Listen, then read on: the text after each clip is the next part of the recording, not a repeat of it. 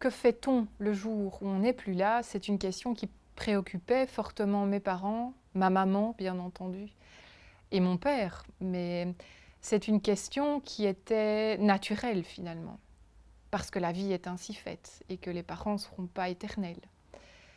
Et mon frère ici, mon frère est plus âgé que moi. Mon frère a 17 ans de plus que moi. Donc oui, il fallait quand même bien prévoir. C'est une chose que mon papa a bien préparée et s'est fait aider évidemment en parlant de ça avec un notaire, avec son notaire et un avocat spécialisé dans le domaine de la protection des personnes fragilisées. Et donc il a bien été aiguillé et il a préparé les choses en amont pour pouvoir faire en sorte que ses enfants soient bien outillés, bien équipés pour l'avenir, pour affronter la vie le jour où il ne serait plus là. Et ma maman, effectivement, était aussi avec mon père préoccupée par ça, mais préoccupée aussi dans le bon sens. Et dans le sens où finalement, elle m'a informée de tout, de toute la gestion quand je n'étais pas là, puisque c'est elle qui assurait le rôle de bonne gestion de famille et des bons... Enfin, elle connaissait tous les besoins de Cédric, mais tout le volet aussi médical, etc.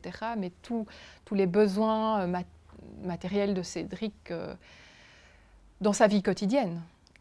Donc ça, c'est quelque chose qui a été longuement préparé, expliqué. Et puis, le jour où ça arrive, et même quand ça arrive un petit peu précipitamment, on est bien outillé pour savoir quoi faire.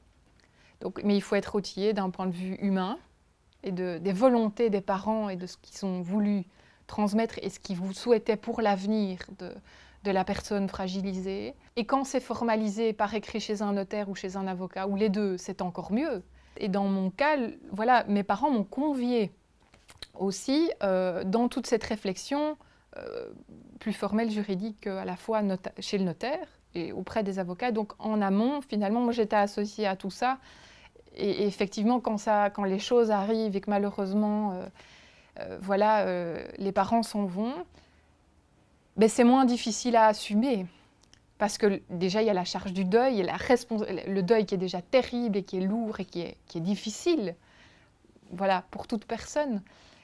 Mais quand on sait qu'on a la responsabilité d'une personne, et finalement ça a été relativement bien préparé en amont, bien discuté, etc., voilà, on se dit, ok, ça, on sait quand même comment on doit affronter l'avenir.